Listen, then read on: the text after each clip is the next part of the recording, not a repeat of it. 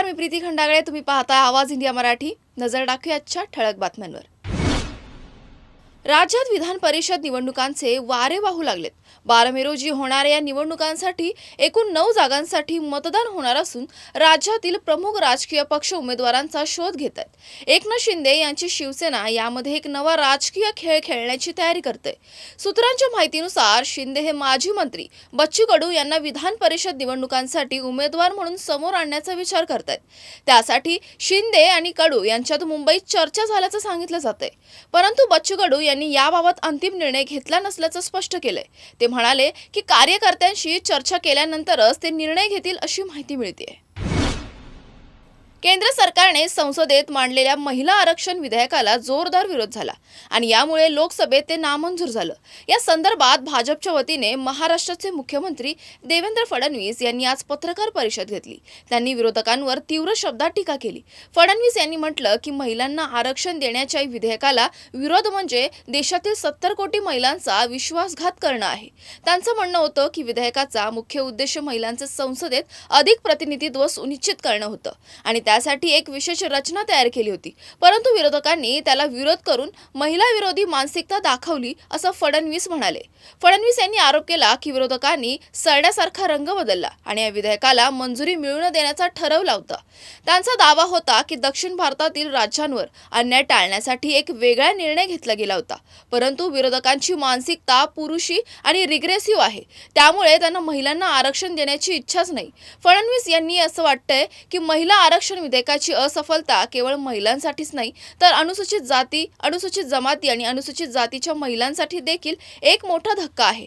कारण या विधेयकामुळे त्यांच्या आरक्षण आणि जागांची संख्या वाढू शकली असती असं फडणवीस यांनी म्हटलं आहे. सर्वांना नमस्कार.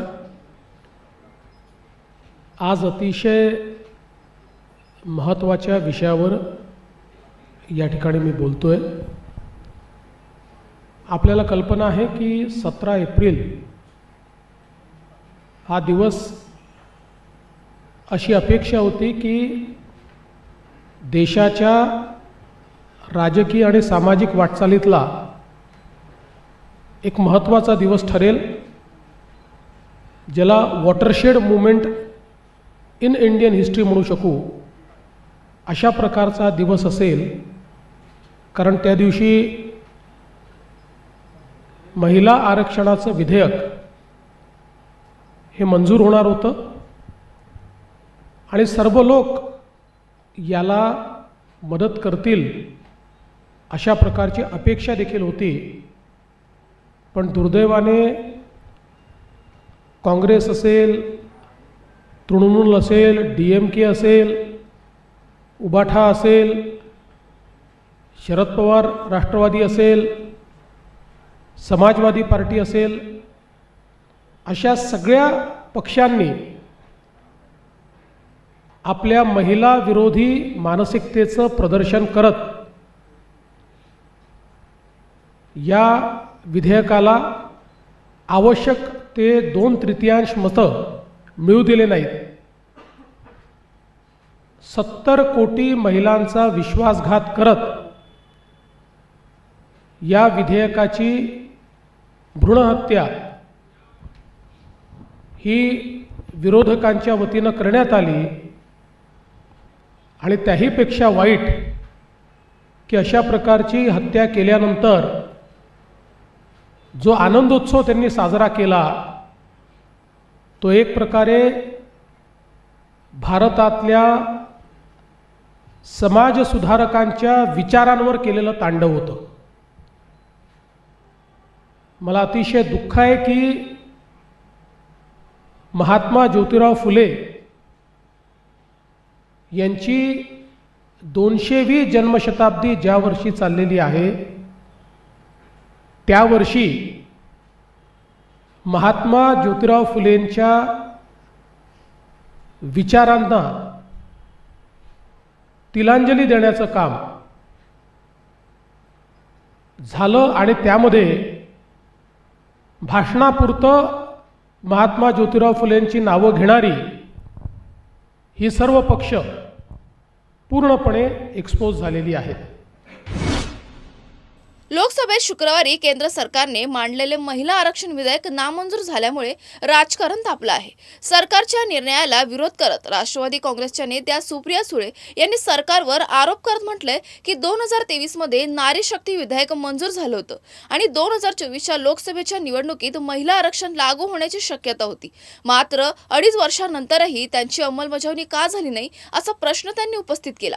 तसेच त्यांनी सत्ताधारी भाजपवर टीका करत सांगितलं की विषय नसताना मुद्दा तयार केला जातोय. भाजपच्या वरिष्ठ नेत्यांना कदाचित या विधेयकाचा विरोध होईल हे माहीत होतं. भाजपच्या दुटप्पीपणाशी आम्ही परिचित आहोत. त्याचबरोबर त्यांनी महिला आरक्षण विधेयकात राज्यामध्ये 50% जागा वाढवण्याची घोषणा का केली नाही असा सवाल केला आहे. लोकशाहीमध्ये जसं आपल्याला बोलायची ताकद आहे तशी ऐकायची ताकद आम्ही ठेवली पाहिजे. पण माननीय मुख्यमंत्र्यांकडून मला जास्त अपेक्षा होत्या, कारण का ते खूप म्हणजे सुशिक्षित आणि हुशार आणि खूप वाचन करतात ते. त्याच्यामुळे माझी माननीय मुख्यमंत्र्यांकडून अटॅकची अपेक्षा थोडीशी वेगळी होती, कारण महिला विरोधी आम्ही आहोत. किंवा ते दिल्लीवरनं ब्रीफिंग जे सगळ्यांनाच NDAमध्ये दिलेलं आहे त्याच्यात जी नोट असते, कारण का ते एक दिल्लीचं आहे की ते स्वतःचे पक्षाचे लोक आणि मित्र पक्षांना एक टाईप नोट पाठवतात. सगळ्यांची भाषणं त्याच फॉर्मॅटमध्ये आहे, एका सुरात, एका स्वरात, एका शब्दात ते सगळे बोलतात. त्यामुळे कदाचित, कारण का मला देवेंद्रजी खूप अभ्यासू नेतृत्व आहे हे मला माहिती आहे. त्याच्यामुळे महिला आरक्षणाचं बिल हे 23मध्ये पास झालंय हे देवेंद्रजींना 2000% माहिती आहे. पण कदाचित दिल्लीवरनं जे नोट्स आले असतील, जे प्रेशर आले असेल की नाही पक्षाची आता. लोकसभेत महिला आरक्षण विधेयक 2/3 बहुमत न मिळाल्यामुळे मंजूर होऊ शकलं नाही आणि या पार्श्वभूमीवर नरेंद्र मोदी सरकारचा पहिला विधेयक ठरलं जे पारित होऊ शकलं नाही. यामुळे एक ऐतिहासिक घटना घडली असून या विषयावर मुख्यमंत्री देवेंद्र फडणवीस यांनी विरोधकांना थेट चॅलेंज दिलंय. मुख्यमंत्र्यांनी डिलिमिटेशन आणि महिला आरक्षण विधेयकावर खुलं डिबेट करण्याचं आवाहन विरोधकांना दिलंय. यावर राष्ट्रवादी काँग्रेसच्या नेत्या सुप्रिया सुळे यांनी प्रतिक्रिया दिली. सुप्रिया सुळे यांनी विरोधकांच्या आरोपांवरून उत्तर दिलं आणि विचारलं डिलिमिटेशन आणि महिला आरक्षणाचा काय संबंध आहे. त्याचबरोबर त्यांनी स्पष्ट केलं की जर 543 जागांमध्ये महिला आरक्षण दिलं तर आम्ही त्याला कधीही विरोध करणार नाही. तसेच सुप्रिया सुळे यांनी मुख्यमंत्री फडणवीस यांना डिबेटसाठी आमंत्रित करत त्यांना स्थान आणि वेळ सांगण्याची विनंती केली आहे. सोलापूरच्या काँग्रेस खासदार प्रणिती शिंदे यांनी महिला आरक्षण आणि डिलिमिटेशन विधेयक नाकारल्यानंतर भाजप आणि RRS वर गंभीर आरोप केलेत. त्यांनी म्हटलंय की महिला आरक्षणाचे विधेयक डिलिमिटेशनच्या नावाखाली आणलं गेलं आणि भाजपचा प्लॅन फेल झाला. शिंदे यांच्या मते 2023 मध्ये महिला आरक्षण विधेयक मंजूर झालं असतानाही भाजपने 2024च्या लोकसभा निवडणुकीत महिला आरक्षण आणण्याचा प्रस्ताव ठेवला, परंतु या प्रक्रियेत देशाच्या अखंडतेला धक्का लागला. तसेच शिंदे यांनी RSSच्या महिला विरोधी भूमिकेवरही टीका केली आहे.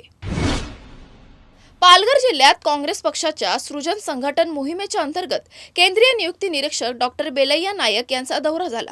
या मोहिमेच्या अंतर्गत संपूर्ण पालघर जिल्ह्यात जिल्हा अध्यक्ष, विधानसभा अध्यक्ष, ब्लॉक अध्यक्ष आणि इतर प्रमुख पदांसाठी निवडणुका होणार आहेत. काँग्रेस पक्ष आपल्या गमावलेल्या स्थानाला पुन्हा प्राप्त करण्यासाठी पूर्णपणे सक्रिय दिसतंय आणि या उद्देशाने जिल्हा समितीचं पुनर्गठन केलं जातंय. पालघर जिल्ह्यात जिल्हा अध्यक्ष पदासाठी मनोज पाटील यांचं नाव सर्वात पुढे आहे आणि त्यांच्या नावावर जोरदार चर्चाही सुरू झाली.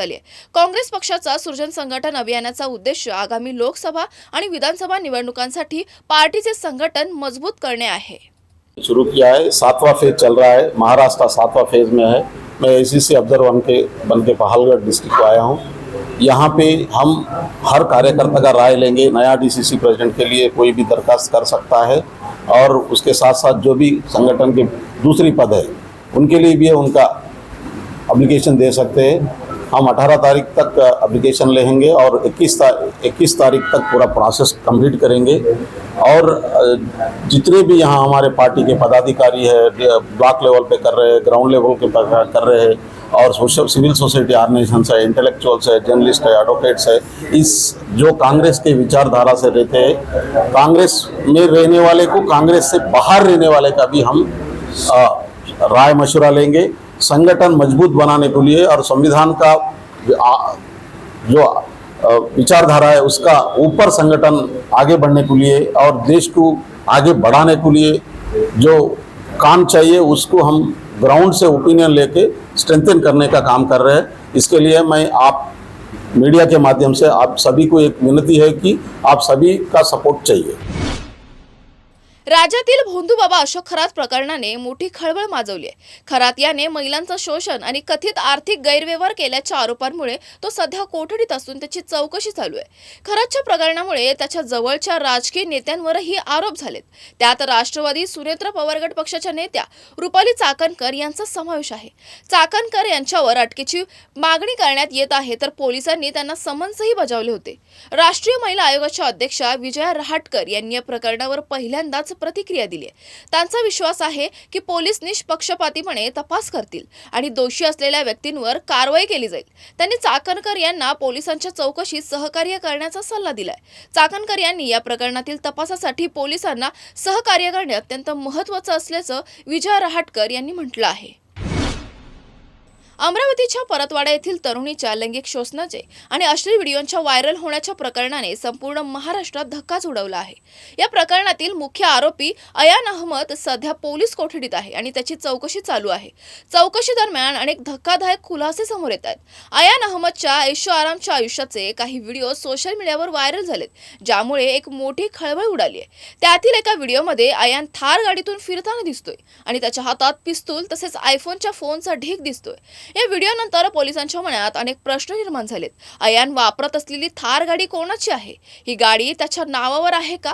तसेच तो वापरत असलेले पिस्तूल कायदेशीर परवाना असलेले आहे का, की ते अवैध शस्त्र होते? पोलिसांनी या सर्व गोष्टींचा तपास सुरू केलाय.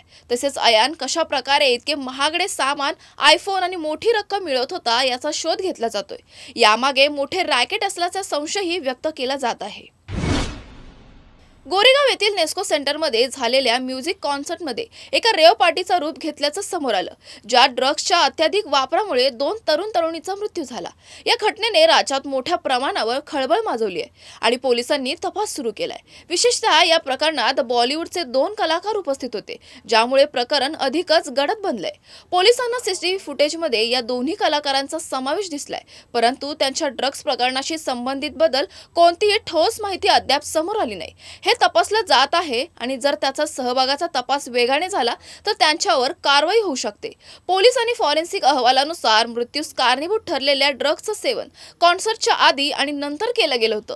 या प्रकरणावर विरोधकांनी राज्य सरकारवर आणि पोलिसांवर टीका केली आहे. वडाळा ट्रक टर्मिनल जवळील निलगिरी इमारतीसमोरील कचऱ्याच्या ढिगात दुपारी 1:30 वाजता आग लागली. आग इतकी वेगाने पसरली की तिथे उभ्या असलेल्या एका खासगी बसला आणि नंतर दुसऱ्या बसला आग लागली. स्थानिक नागरिकांनी आग नियंत्रणात आणण्याचा प्रयत्न केला, पण आग वेगाने वाढत गेली. आग लागलेल्या घटनेची माहिती मिळताच अग्निशामक दल घटनास्थळी पोहोचले आणि प्रयत्नानंतर एका तासाच्या आत आगीवर नियंत्रण मिळवलं. दोन्ही बसेस पूर्णपणे जळून खाक झाल्या आहेत. वडाळा पोलिसांनी घटनास्थळी पोहोचून तपास सुरू केला आहे. तुर्तास वेळ झाली इथेच थांबण्याची. अशाच महत्त्वाच्या बातम्या बघण्यासाठी पाहत रहा आवाज इंडिया मराठी, शोध सत्याचा.